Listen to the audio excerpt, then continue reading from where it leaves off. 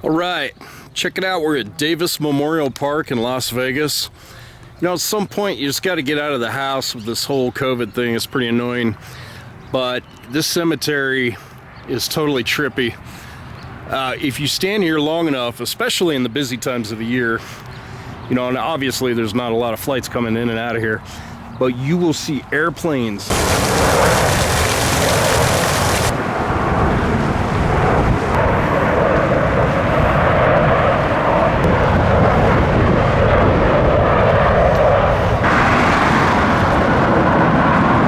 They'll just go right across the street and land over there. But anyway, I thought I'd take a little time today hanging out with Fearless Schmoopy.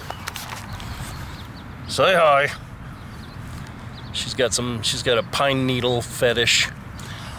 She's been chasing birds around. It's kind of fun, but I thought I'd kick it off right here with an actor, Edwin Earl Jolly Brown. Now, he's one of those guys that you may not remember his name necessarily, but you remember his face. For example, he played a guy named Whisper on Live and Let Die.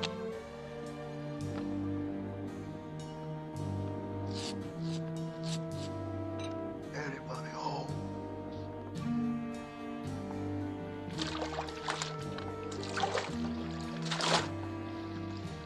Your champagne, sir. What was that? Your champagne. But there's also a scene where in Live and Let Die, Yaphet Kotto, who's been in a ton of movies too, he's kind of playing the bad guy, and he shoots this couch.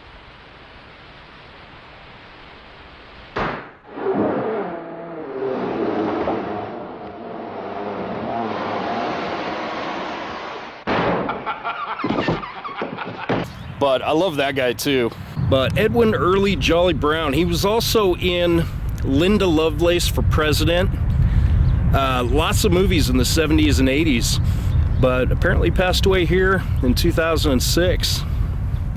Edwin Earl Jolly Brown, right here in Davis Memorial Cemetery. Anyway, more to come. I wish an airplane would swing by. Get that chicken. Get it, Schmoopy. You hear him?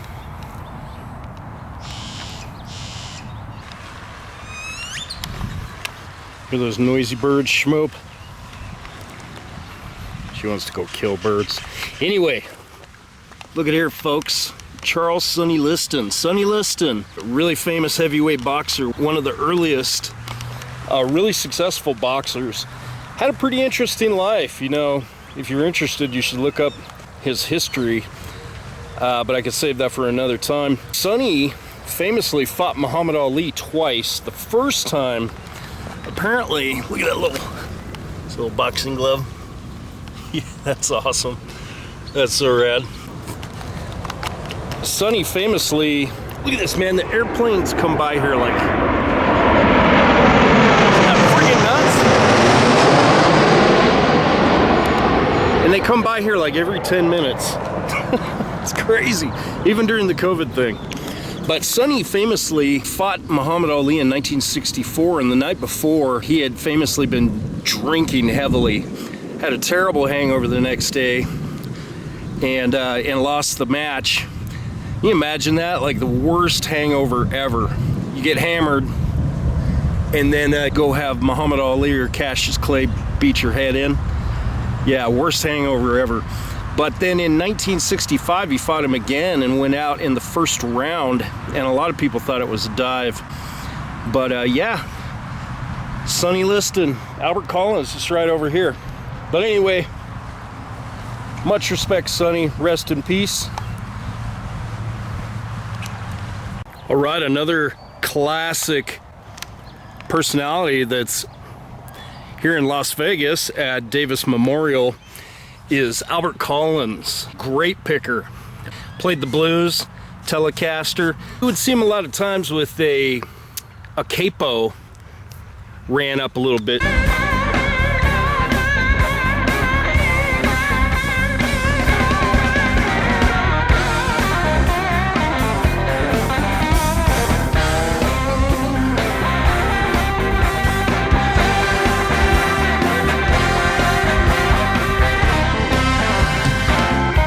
Schmoopy's a big fan of, she's an Albert fan.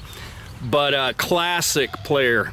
I had no idea that he died here in Las Vegas. He had a bout with cancer. His wife is still alive. Back in the day, he was from Leona, Texas, Leon County, Texas, and he played with all those guys like Johnny Guitar Watson, which is the hippest ever. You know, if you ever get a chance, check out that song. Ain't that a bitch? I love that stuff. But Albert Collins, great player, man. Stevie Ray Vaughan.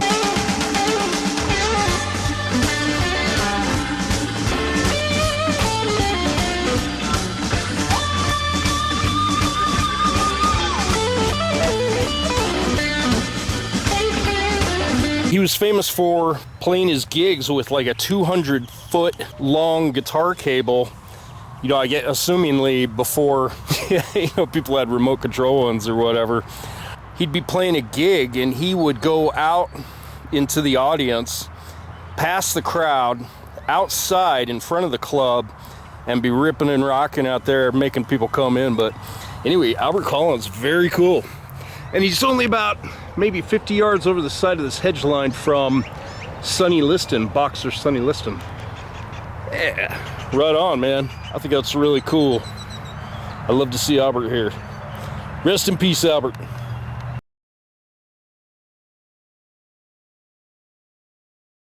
You know, I'm not sure how long the Iceman lived in Vegas. It's a good question, but you know, apparently his wife, his widow, is still alive and still lives in this house. Her name is Gwendolyn, and I'm not gonna stop in, but I just thought it'd be interesting. It's a street called Baltimore, right next to a street called Cleveland. And this is where Albert Collins lived when he died, right here. This little house, apparently his widow still lives there. That's the Iceman's house. On the east side of Las Vegas. Hey, nice big fat backyard. And if you look directly straight up ahead, you can see the Stratosphere.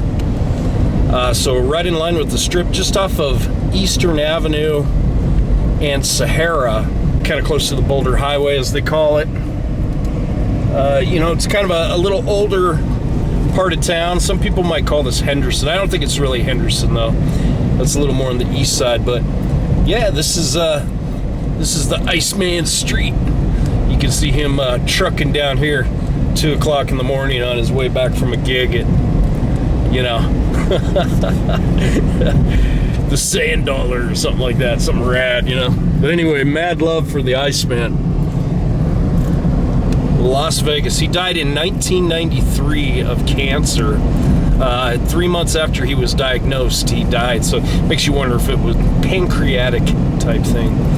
But anyway, there you go.